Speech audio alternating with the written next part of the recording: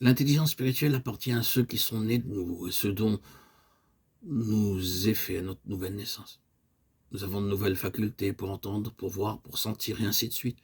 Et nous le répétons, c'est de cela que nous parle le Nouveau Testament. Lorsque l'intelligence spirituelle est mentionnée, c'est ce que rappelait Jésus lorsqu'il dit « Mes brebis entendent ma voix ». Mes brebis me suivent, Jean 10, 27. Ces paroles sont simples, mais elles ont une signification très profonde.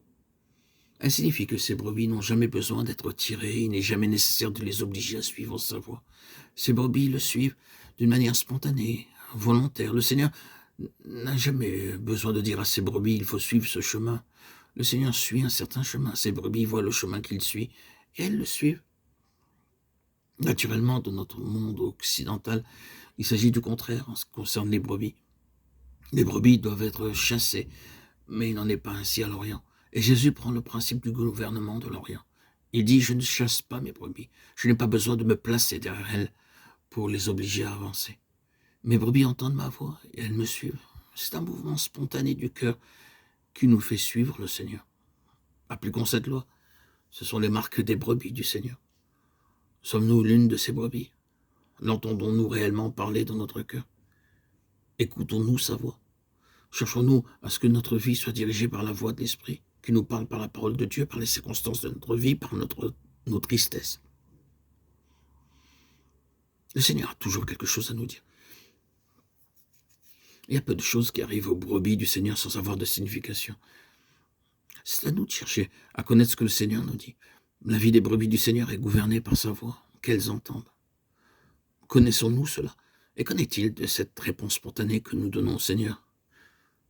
Notre cœur est-il réellement décidé à suivre le Seigneur? Est-ce un cœur qui, entendant ce que le Seigneur désire de lui, répond aussitôt par un sincère « Oui, Seigneur », qu'il en soit ainsi, qu'il soit fait selon ta volonté?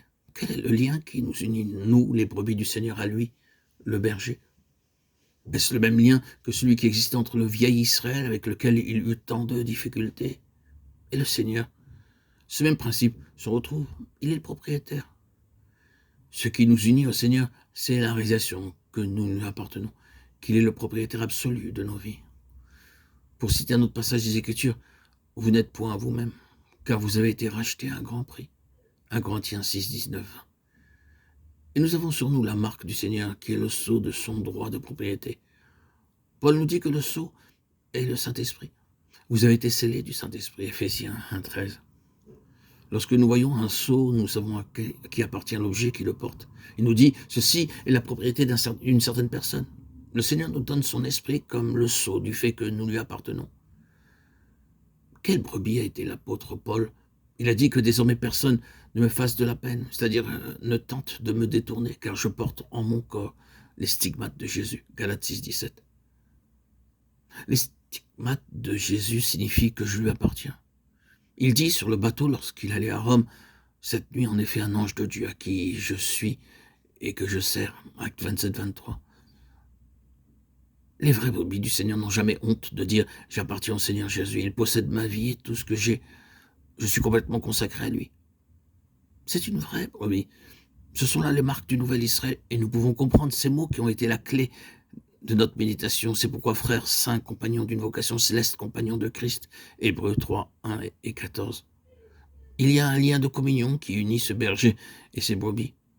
Elles ne sont pas simplement des animaux, elles sont des amis. Il y a une amitié merveilleuse entre le Seigneur Jésus et les siens, compagnons d'une vocation céleste.